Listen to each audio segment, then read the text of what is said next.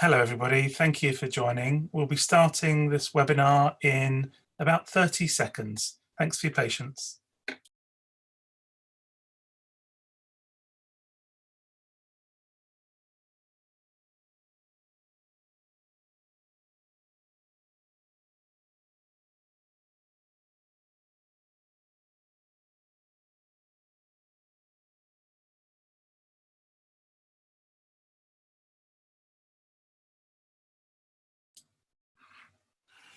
Hello and thank you everybody. Welcome to the second webinar in this digital discussion series. It's a collaboration between Meaningful Business, Alliance for Impact and Impact 17.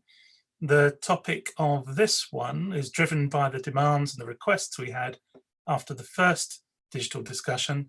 Now we're moving on to connecting needs to resources during the pandemic. Before we launch into the webinar, we have some key messages to share with you on behalf of the World Health Organization regarding the COVID-19 crisis.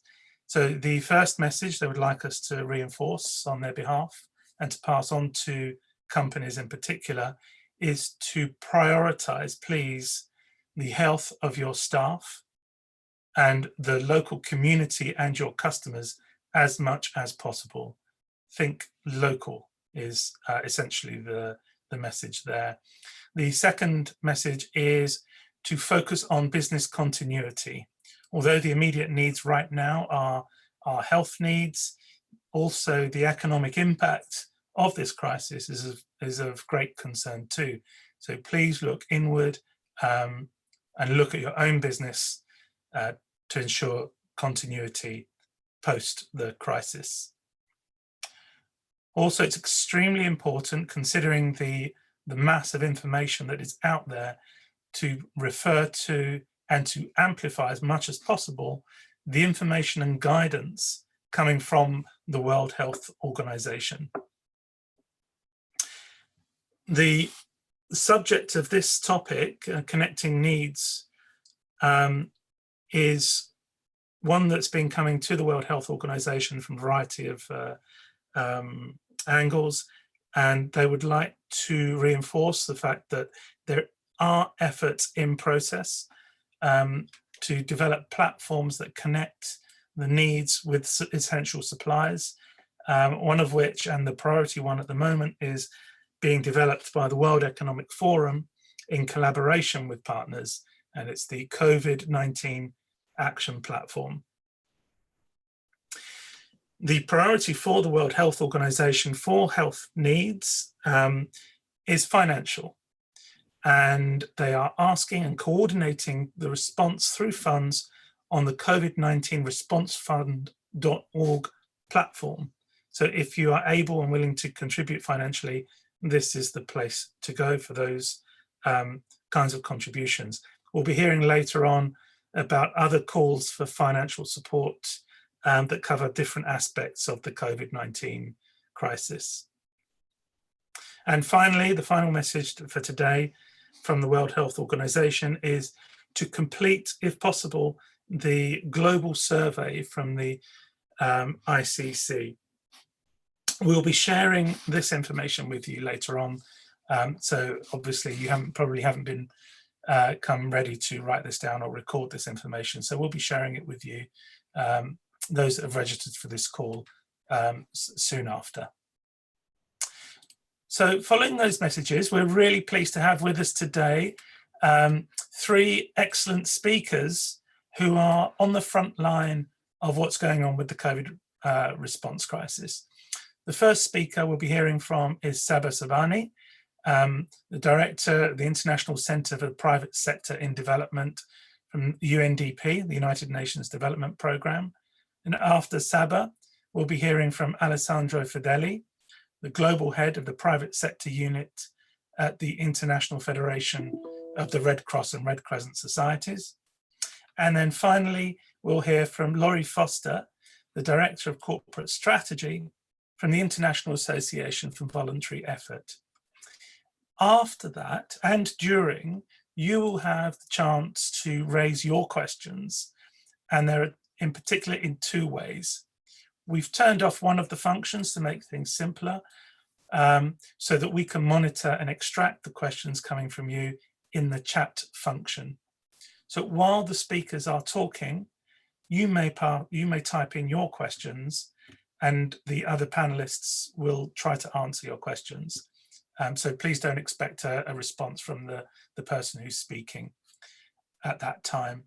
And then after all the speakers have spoken, all the panelists have spoken, you'll be able to verbally ask a question by raising your hand,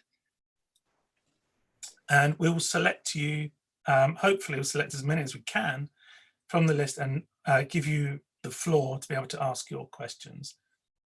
So without further ado, I'm going to launch straight in and welcome Saba Sobhani. Thanks, Saba, for joining us. And I'm going to hand the floor straight over to you. Please go ahead. Thank you very much. It's a great pleasure to join you all virtually here. I'm based out of Istanbul, but with a global remit, and very much been involved at UNDP as part of the COVID-19 response. What I will speak about is more the big picture as it relates to what we see around what's happening around the world. Secondly, how it affects businesses, and also what the UNDP and the UN system has been doing to address this. As you have seen headlines in the last couple of days, we've seen things that say global poverty might be, go back 35 years, 200 million people will lose their jobs. There's all kinds of scenarios around GDP, growth or non-growth scenarios. We do know as the virus and the pandemic is moving across countries that there's a lot of uncertainty in terms of some of these modelings. I mean, we definitely are looking at either muted growth or more likely deep recession. I mean, if you heard Ray Dalio talk about on Facebook, on TED yesterday, he said we're back to a period of 1931 to 1933. But that's sort of the global situation. It's all based also on the set of interventions that governments will be doing. Their policy response, coordination between governments, and also sort of as you said, the WHO-led response with other actors. What we do know at a country level, based on the framework that we have at UNDP, is the COVID economy ruptures alliance of supply demand in three ways. You have a pre-surge, countries that are just entering number of cases is just starting to grow, where there's reduced demand in service industries, transportation, hospitality, entertainment, and a rising but serviceable demand for COVID-19 response goods. So we have a set of countries that are in those. Then you have really when the surge happens, now I think in Turkey, for example, in some of the other countries that are on that trajectory, you see a bit of a collapse of markets. We just did a survey yesterday with 800 companies in Turkey that showed, collapse of markets by 50 to 70% for sectors that are involved, in basically tourism and some of the other ones. And you see some business adaptation of goods and services, home delivery of food, medicine, goods, some non-healthcare producer pivoting to critical supply chains, hygienes. In Turkey, for example, the government lowered the ethanol sort of alcohol requirements to pivot companies towards sanitizer making. In some other countries, you see pivot towards PPE making, components for hospitals. And then you basically, what we're trying to look is a post-surge situation, which hopefully, China is entering. But one of the clear things that we know in the last 2 weeks is these three. It's not a classical humanitarian logic of recovery. That you might have a situation where you have quarantines that are also going to be in a localized fashion in the future being implemented. So the governments will have to basically look at these interventions in these three scenarios and three situations and try to implement it at the same time. The big picture, though, is in terms of trends. People forget that when SARS came onto the, in China in 2003, 2002, that led to the rise of e-commerce in China. Alibaba and all these companies came out of the SARS sort of situation. So you will see significant significant digitization processes, robotization. So we really have to think about what are the policy consequences of this shift. We're also very concerned, there was a call with WHO, there was a call by others about the importance of collaboration. When you look at food security across the world, even if there's no lack of shortage of food supplies, different countries are imposing export bans. When rice is being banned for export to Africa, for example, that has consequential sort of impact. Singapore just launched a $50 million emergency sort of funding for companies to start producing locally in Singapore, given the impact that they're facing. So when you look at these different kinds of business challenges, you really have to look at the impact on the informal sector, the SMEs, the multinationals, the large national companies, and how they can respond as individual companies to safeguard their employees and their communities, how they try to address both first order issues like health in their supply chains, but then now increasingly with all these various restrictions that has had a huge impact in terms of global supply chains, how they can be able to adjust and adapt in the short run and survive. Actually, one of the biggest concerns we have at UNDP is, as we know from our work on natural disasters through the Connecting Business Initiative, that 90% of businesses that shut down within the first 4 months of an emergency don't open up. So there's a very important, the governments really have to think about what can be done to save our SMEs who are very much at the forefront of economic. That's where I think the ICC's Save the SMEs campaign is an important sort of initiative. And also the impact on the farmers, the poor, at the base of the economic pyramid. There's been a number of companies like H&M and others that have made commitment to honor their contracts for the next 1 year.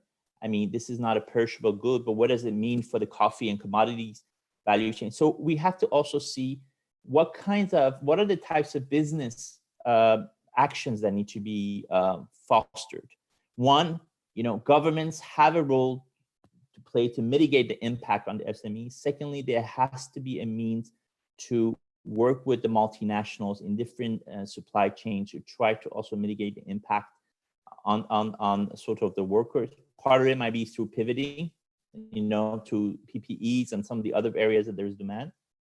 And third, we have to think about what is the impact in terms of food security across the world as it relates to these marginalized communities.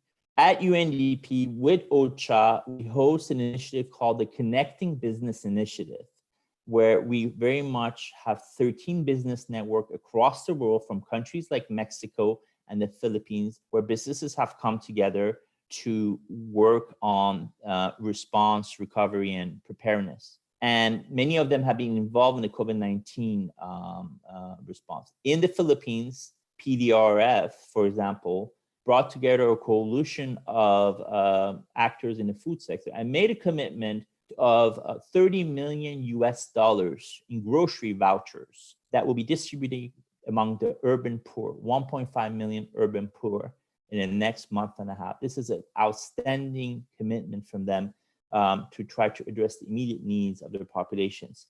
They also are in this process, want to show to the government that there's an opportunity to work with the private sector in these kinds of food security issues, given the fact that you have surplus of food that's not being able to be exported. We also have in other countries where very curfews have been imposed. In Sri Lanka, where they have been involved in emergency operations centers of the government to coordinate sort of transport of various types of business logistics required in terms of the food and some of the other ones. I think there's another area which is also very important, and it's a call to action for the global multinationals. I saw that Medtronic recently opened its IP for other countries for the ventilators to use. So in the UN system, we very much are looking for technology transfer to other countries to localize manufacturing of some of these key goods and services. And then I think the final thing is that given the level of information that's being sent around, there's, it is also important for the global media and sort of social media platforms to be involved in terms of ensuring that the right kind of information is provided to people in terms of their personal health. And also maybe in the response, we see this rise of tech-enabled sort of, health and health sort of diagnostics. Alibaba Jack Ma Foundation, for example, just put online an appointment for doctors. You can go and get a doctor to sort of give you initial advice. It's actually meant more for medical professionals around the world to learn about what has happened in China.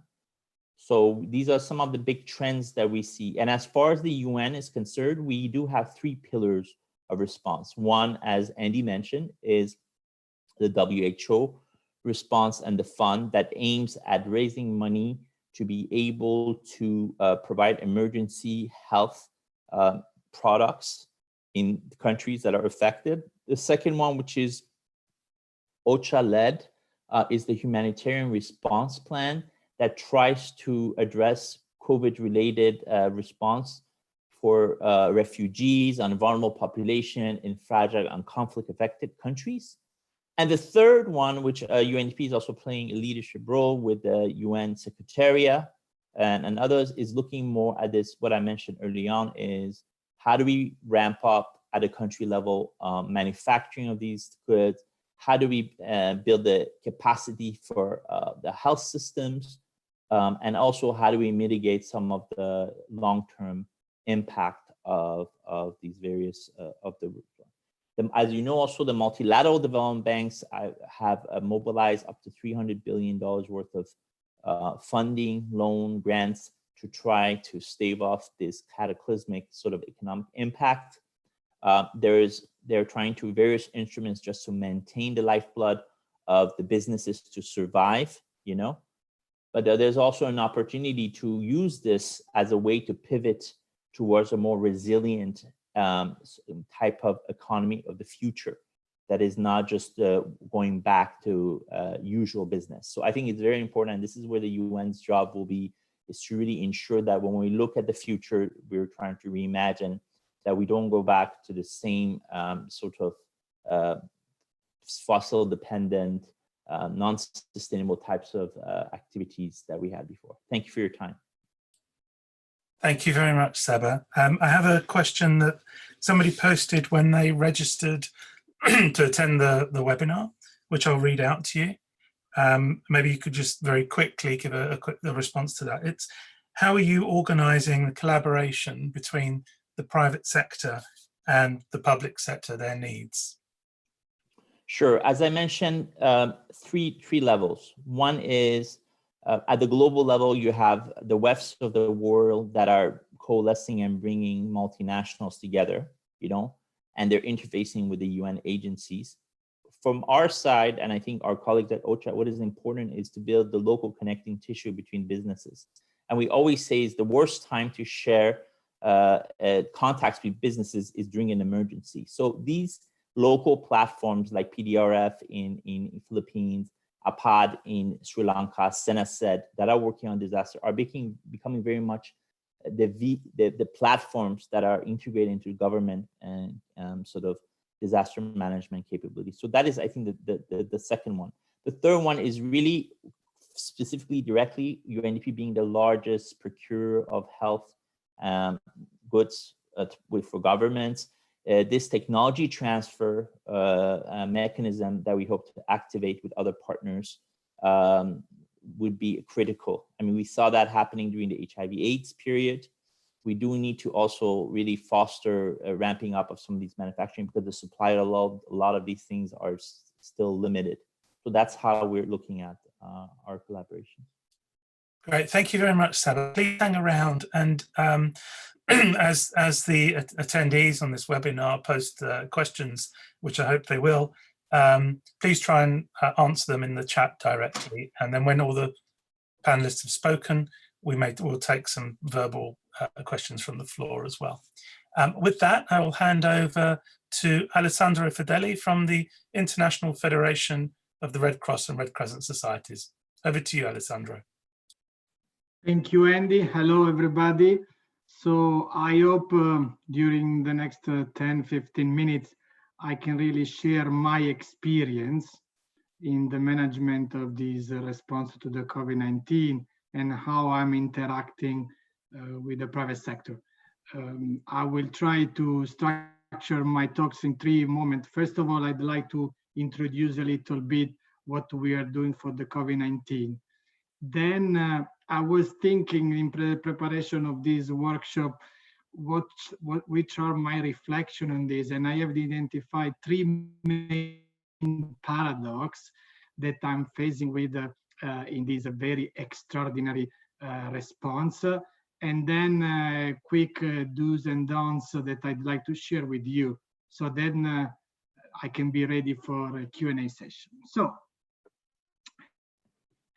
there is no time, I guess, to make a long explanation about IFRC. IFRC stands for International Federation of Red Cross and Red Crescent Societies.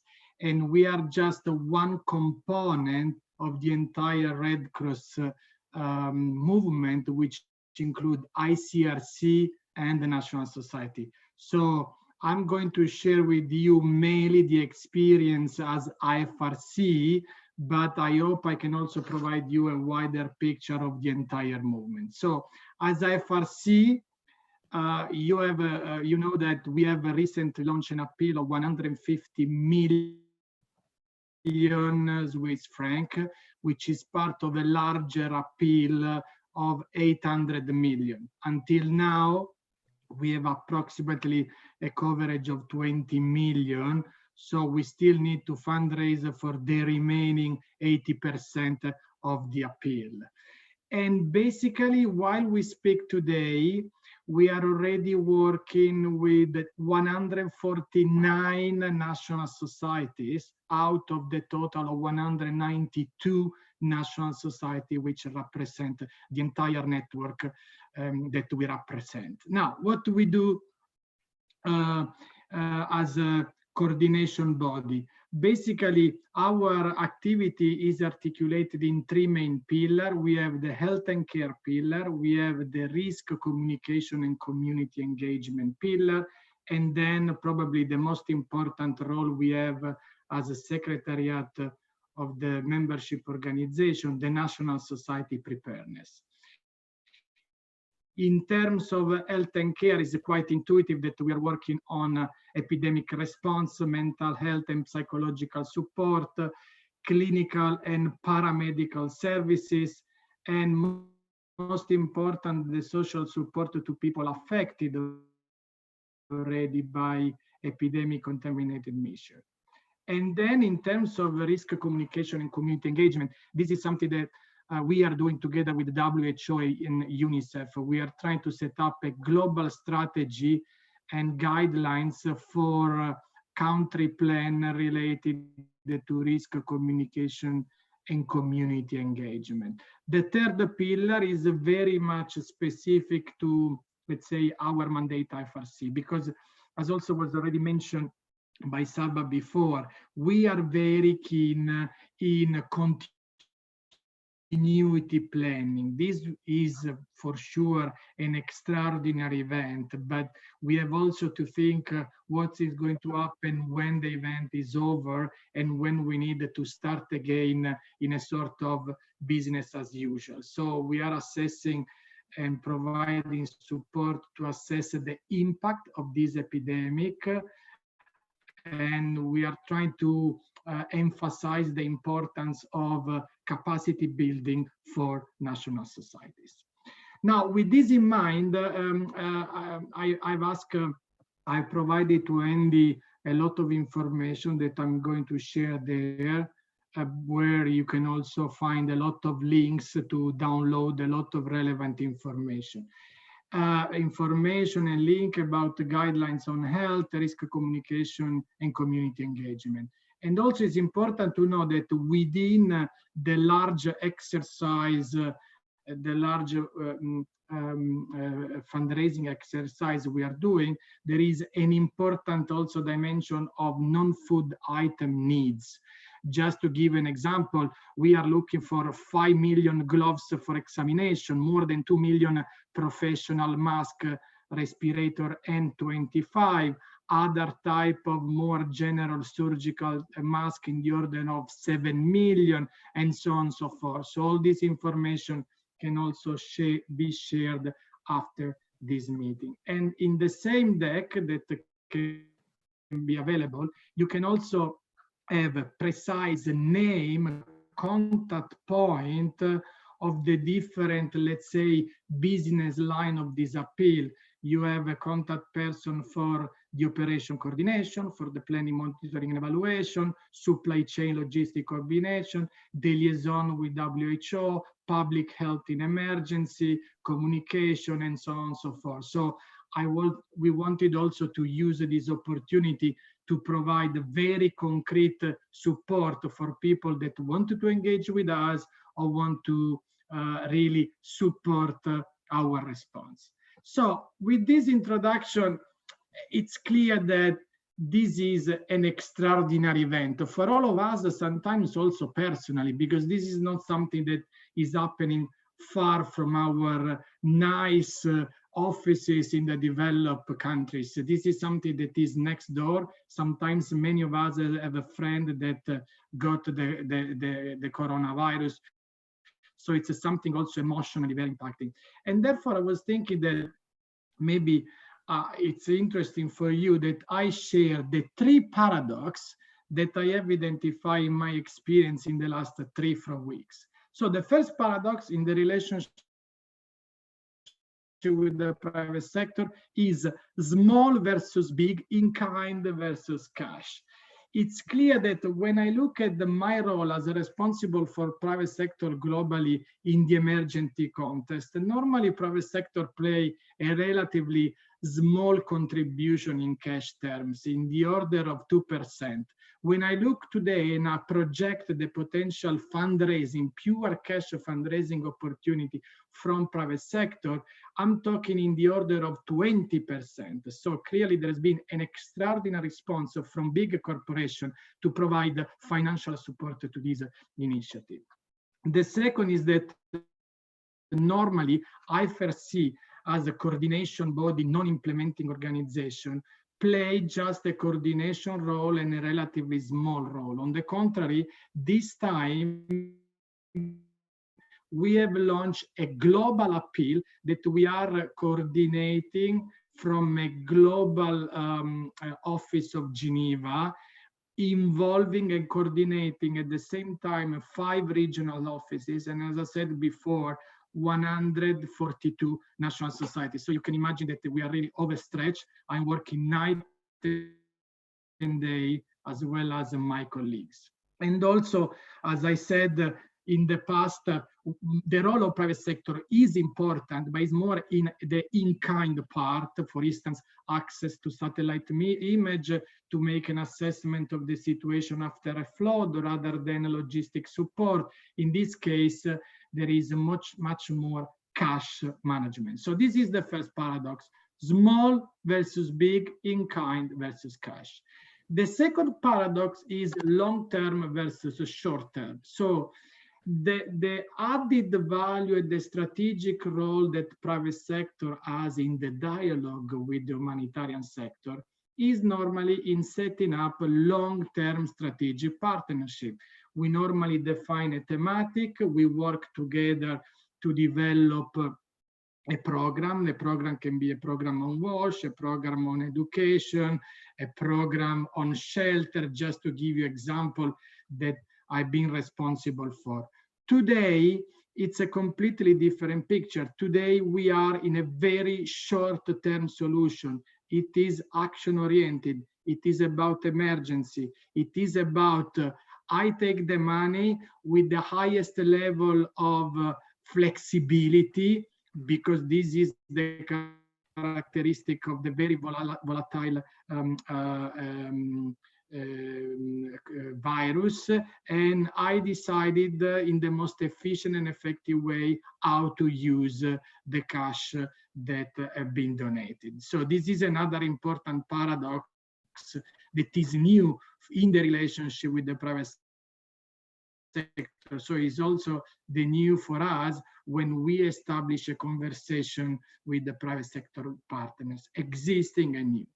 And the third paradox that I have identified is local versus global, in the sense that normally also part of our philosophy as a Red Cross is really to have a sort of decentralized approach, where also there are a lot of bilateral conversation between the different national society. And normally our role as FRC Secretariat is to provide that coordination support for the single national society where the disaster shock happen and where therefore there is a need for response. In this case, the situation is completely different. We are talking about a global pandemic that travel across the board very fast with the characteristics that change all the times.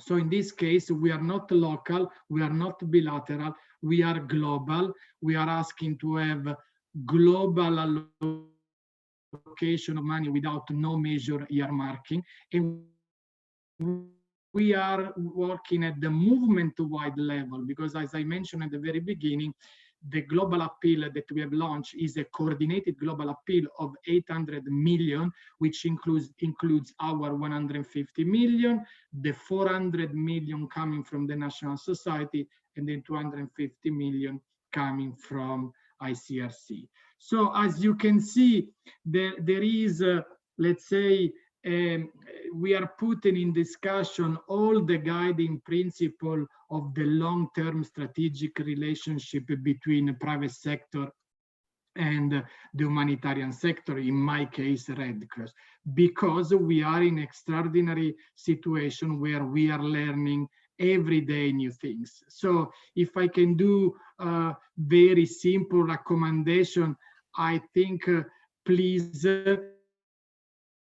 don't come with a business as usual proposal or with this, let's say, ideas that maybe are interesting but are small in scale and require a lot of alignment. This is not the time for testing new things, a new approach, because we are really overstretched, overloaded. We just need to act to save lives every day. So unfortunately, it might look a little bit paradoxical again, but we can't test new things. We just need to run and execute. Let's not come to us with very specific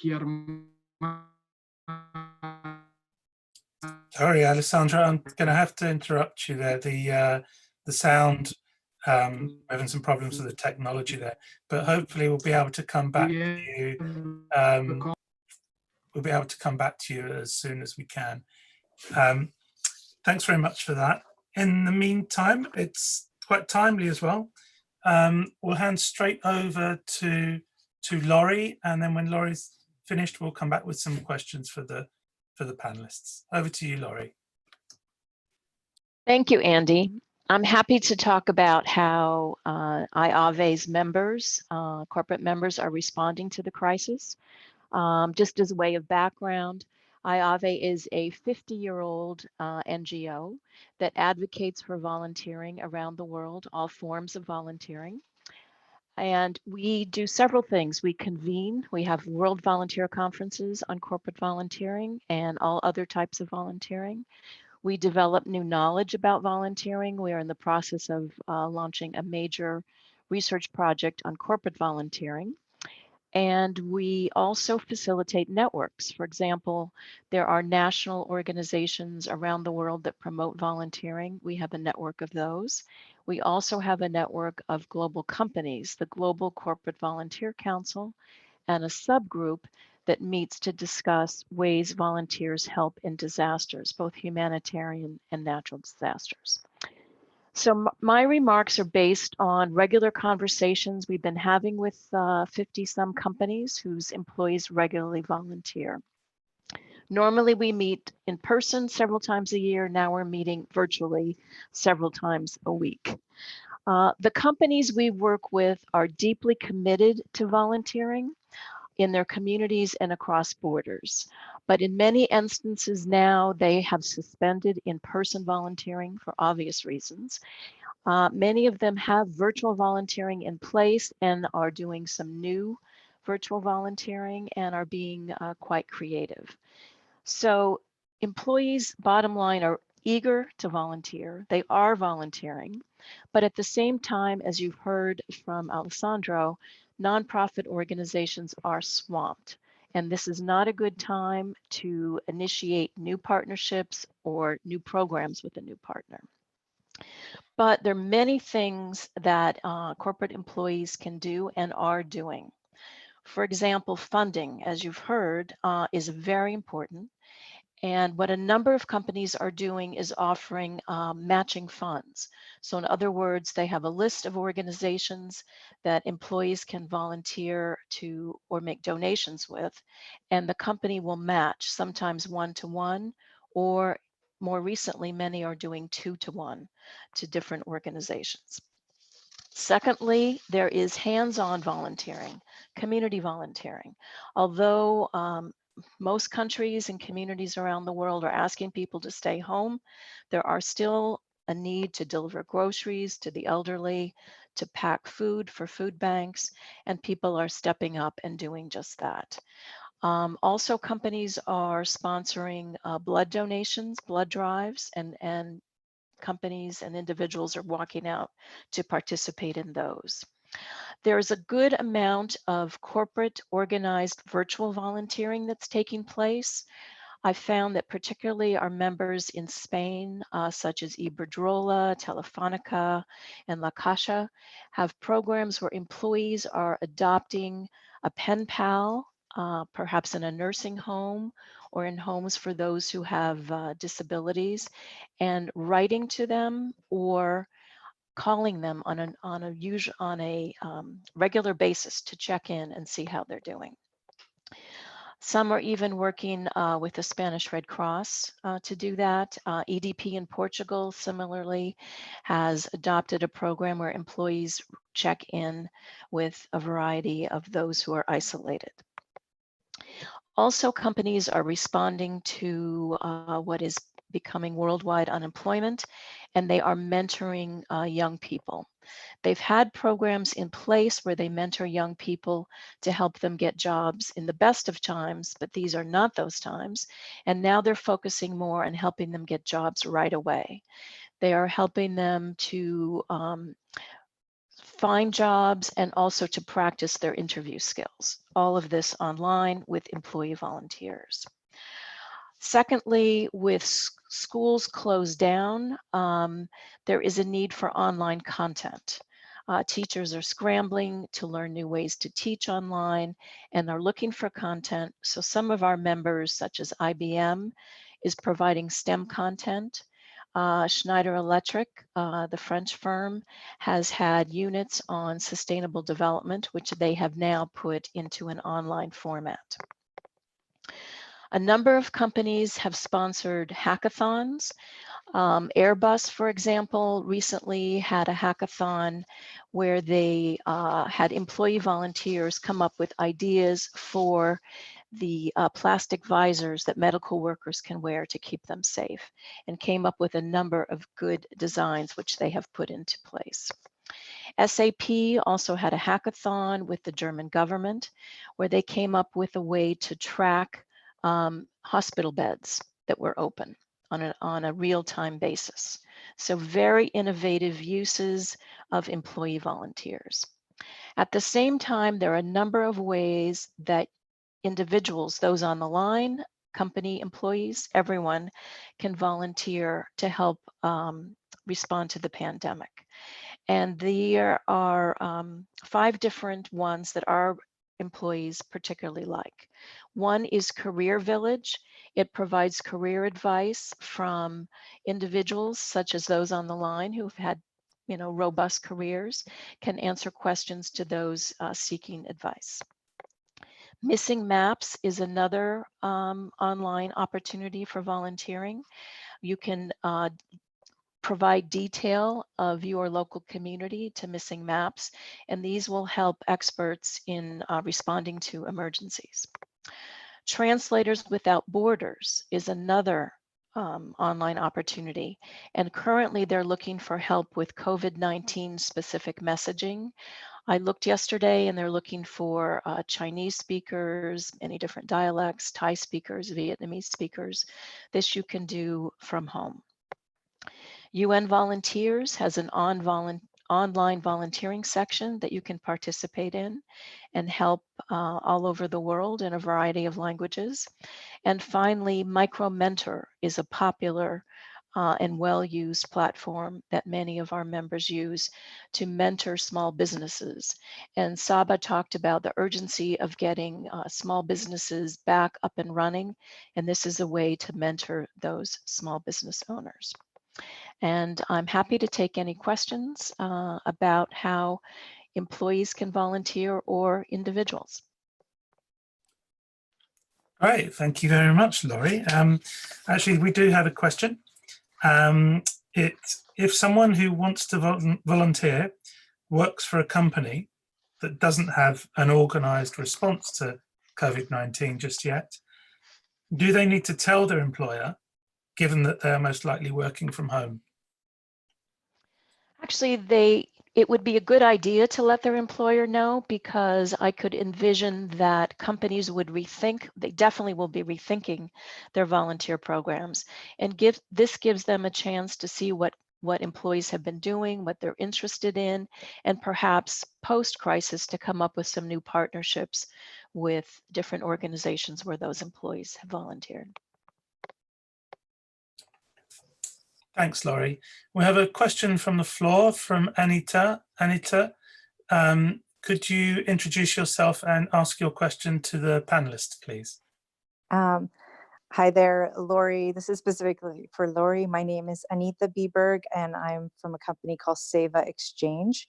Seva means volunteer. So what we do is we build an ecosystem that connects corporations, the volunteers, employees, as well as the nonprofits needing the volunteering, and communities that have all the individual volunteers together. We match basically the needs of the community with the interests and skills of volunteers. And I mean, we're still a startup, but I would love to work with you guys. We're global. We're giving our app away for free right now to all communities, so they can help themselves immediately. If there's any interest from your side, I would love to speak to you later. Definitely, Anita. Let's talk. Andy's going to post my contact information. Let's definitely get in touch afterward. Okay, thank you. Okay, thank you, Anita. There's been a question that came up in the chat, and it was submitted in a slightly different format when registering. And the question is about, this is probably for Saba to answer. It's, do you see effective collaboration happening between multinational companies and SMEs at the regional, national, or local level? And how can you encourage that support of vulnerable SMEs by multinational companies? Yeah, I mean, I think this is a sector-specific issue that needs to be addressed. As I mentioned, in the textile sector, with non-perishable goods, you have pioneers like H&M who've made a commitment that should be lauded, and they need to be, through the existing sort of platforms that the ILO and others have set up with those folks, like the Better Works program, some mechanism to sort of to get more commitments of the sort that H&M has. So this is, I think, for the global one. I think there's similar efforts that are being, that I'm not privy to share at this stage in other sectors, in the commodity sectors. We have a green commodities facility at UNDP.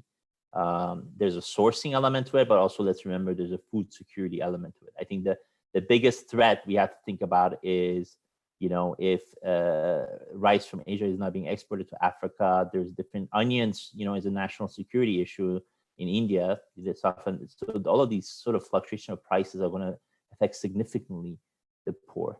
So this further reinforces the need for also resilient national sort of food systems that we need to develop as a result. So we have to look not just in terms of the immediate impact on markets, but also the sort of what are the long-term resilient approaches that we. I think in terms of digital, the telecom industry is getting very much organized. You know, as I cut and paste here, telecom technology, you know, Google, all these folks, Facebook have made commitments to provide up to $200-300 million of ad for SMEs to use.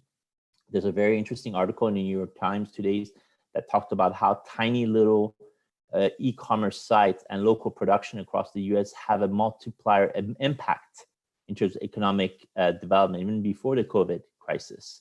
So we need to look at the role of how we can enable more of those sort of virtual SME storefronts at a local level and enhance it with production through decentralized manufacturing, you know, sort of if you're doing a food production, more localized food production. Like I mentioned, Singapore is doing things on top of roofs, villages. So we really have to revisit the whole model that we have. I think the big picture is this. We looked at the world in terms of efficient supply chains. We have to understand to have resilience, we need redundant supply chains, which means that while we maintain a sort of globalized world, we need to ensure that we have resilient, sort of localized supply chains that enable us to address the various. This is just the beginning. I mean, just to give you an example, in the middle of this, I had a call from our Vanuatu business, CBI Network. They just got hit by a Cat 5 hurricane, 150,000. I mean, that would have been a big news, but people forgot. And it's one of the few countries that doesn't have COVID-19. So some people are actually more worried about getting the disease than the Cat 5-19. And they're very grateful for the support of the international community, but we're begging to ensure that the volunteers are tested before they even arrive on soil. I mean, we know the history of what happens in these sort of countries. So then hazards are going to increase. We really need, this is going to be the opportunity to really think how we reimagine the future of a resilient business world, but also how we make our communities more resilient. Thank you. Thanks, Saba. Alessandro, I'm going to combine two questions for you. One is from Susie and the other is from Carsten. So the first one is about how you see fundraising changing, but I'll add into that also how you see engagement with the private sector changing after the lessons we've learned from this crisis. And from Carsten, it's more about how can we best get in contact with the country level COVID-19 task forces to provide the support that they need.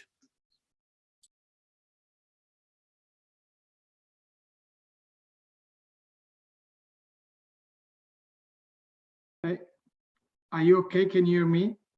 Because the video is not working probably. Okay, thank you, Andy. So this is really in progress. I can make assumptions, and I think fundraising private sector will change for the organization where I work for, but will change in general, because I think private sector understand that there is a risk of a big pandemic. This will be probably one of further big pandemic that will happen in the future, as we already knew by several forecasts that were done. So I think I expect that the private sector will engage more and will take also more seriously the commitment that we did when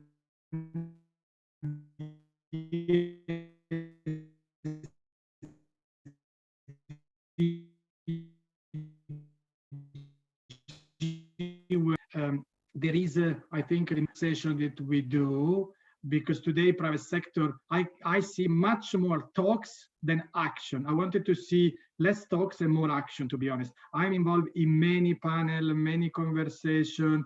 I have also the honor to organize the agenda at Davos for my Secretary General. And I see a really disproportion between the talks about the private sector involvement and is active, substantial action. So I think this pandemic will upscale the role of private sector. In terms of connection to the national society, you can come back to me. I can provide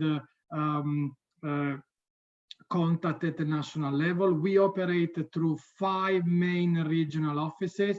So I have to say the beauty of the Red Cross network is that in few steps, we can reach the most remote place in the world. So please feel free to reach me out, and based on your request, I can facilitate the connection at the national and even more local level. Thank you. Thank you very much, Alessandro. And as I said at the beginning, we'll be sharing in a follow-up the details of the speakers and with their permission, their contact details, so that we can facilitate some follow-ups. I'm going to turn to another question from the floor from Nia Tenenbaum. Over to you. Hi, thank you very much. This is actually a great panel, so thank you very much for taking the time under all of this. My question is simply like this. So we are seeing ICRC or IFRC, we're seeing UNDP, and how can these large organizations or find partners in the field to actually give tools to the small communities who do not have the connections to UNDP or ICRC to make their own decisions better, to find their own solutions by themselves? Because we see hackathons and stuff, but these things take time and usually do not really provide a solution viable in the time of use. But how does UNDP or maybe even IFRC, ICRC see their role in enabling communities to help themselves rather than bring something to the communities? Thank you very much, Nia. Who would like to go first with that, Alessandro or Saba? Sure, I'd be happy to respond to that. I think there are 2 things that we have to be cautioned. One is we have to also be very careful about introducing new types of innovations and technologies in the context of the middle of a disaster, especially a pandemic that we don't know what the impact is. I'll give you a concrete example. There's been a whole slew of chatbots that were developed to do remote diagnostic, and science stats just said that it doesn't really work, the physical sort of element. Of course, I assume you're not just talking about technology solutions. The second thing I would note, let's not underestimate that in some of these countries, there are people, if you've been hit with natural disasters and different things, Ebola in Africa, and we have a platform called the Business Call to Action. In places like Pakistan, they've been doing telemedicine remotely. Seher Kahani in Africa, they've been there. So some of these in countries, they've had solutions that actually, frankly, would lend itself more to the Western world, to Europe and the US in terms of how to be able to address this. So I think there's an opportunity to surface this. Of course, there's the question, in terms of bridging the digital gap in a lot of these countries, the infrastructure that enables digital gap, the issue of work. I saw videos yesterday from South Africa where you had informal market workers who are trying to still survive without, there's no UBI, universal basic income. So we have to think about what are some other measures that can enable these folks to work in a post-COVID-19 economy based on solutions that they develop and other sort of things that we can draw upon across the world. I do think we're talking about global mechanisms, there's a number of not only hackathons, but there's going to be business challenge pivot that will be launched soon, but those have to go through a rigorous process to ensure quality assurance and to ensure that we follow sort of the WHO protocols across. So those are the sort of things that we'll be looking to support.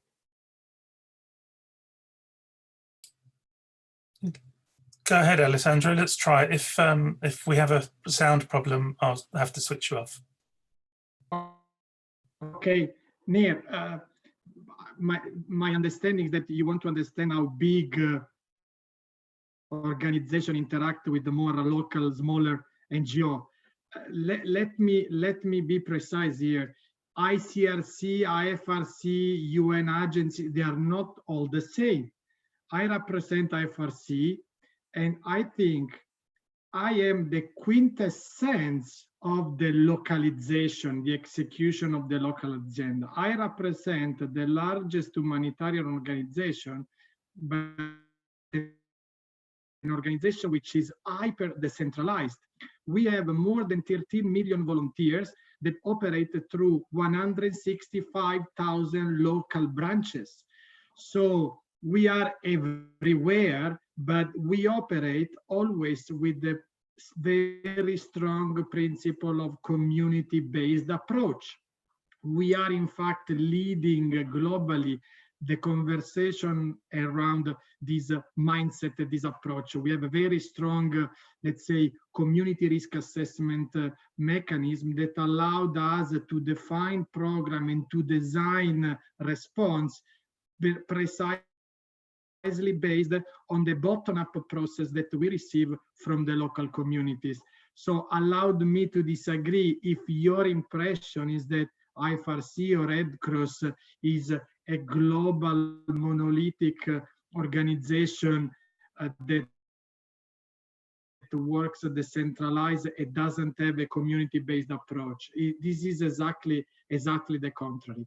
It's true that probably we don't interact a lot with the smaller local NGO, but just because we are the person that it's part of the local community before, during, and after an emergency.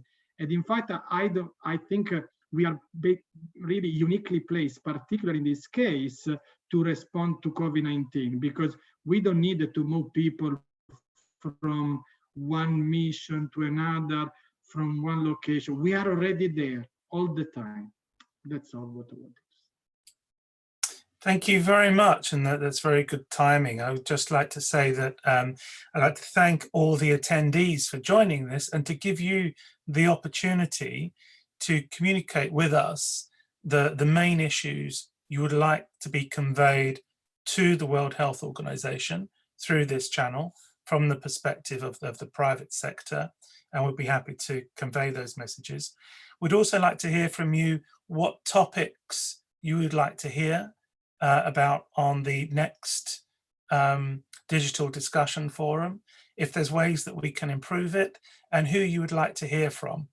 And we will approach them on your behalf and bring them to this platform and convey what we hope will be some practical messages and some guidance to you. But most of all, I'd like to thank Laurie Foster for joining us, and Saba Sabani from UNDP, and Alessandro Fedeli, and my colleagues at Meaningful Business as well. Thank you all so much, and we look forward to communicating with you again in the near future. Thanks. Bye-bye, everybody.